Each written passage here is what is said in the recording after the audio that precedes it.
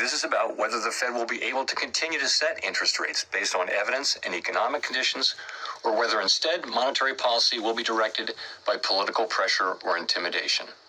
The president has made it quite clear he thinks Jerome Powell is bad at his job, and the president has made it quite clear, as have many economists, by the way, that interest rates should be lowered, and they should have been lowered a long time ago. But does he believe in the independence of the Fed? He has, and he said that many times.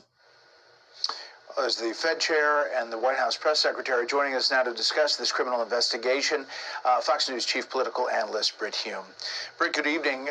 Your thoughts on this as you listen to how it developed and his pushback, Jerome Powell's pushback at the Fed?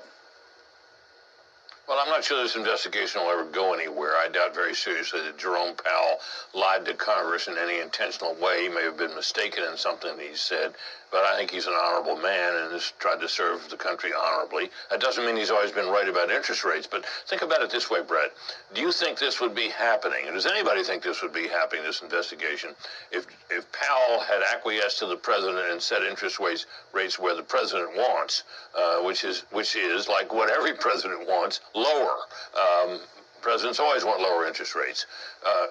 It's certainly possible, Brett, that in the sweep of history we'll look back and say, this system with the Federal Reserve having so much control over interest rates was really not ideal. But would it be better if the politicians and the presidents had control of interest rates? And I think not many economists you'd find on any side of any aisle that would say that's better. But that's and I think at bottom that's what this dispute is about.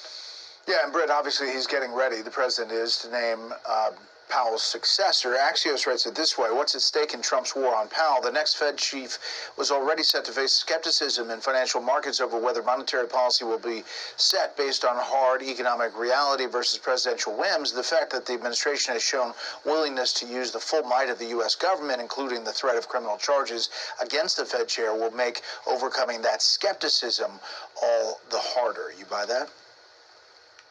Yeah, I think that's probably right, and I also think this, Brett, that the desired outcome by the president, although he says he didn't have anything to do with starting this investigation, perhaps he didn't, but he would love it if Powell would just quit, and he could name his successor now instead of 4 months from now when the Fed chairman's term expires. Remember this too: Powell stays on the board. His term on the board doesn't end. It's just his term as chairman ends. So he may be with us a while, and the president won't like that either. But I think it might be wise for the president to let up on him and let the term expire as chairman and name his successor, which I think he'll probably do well before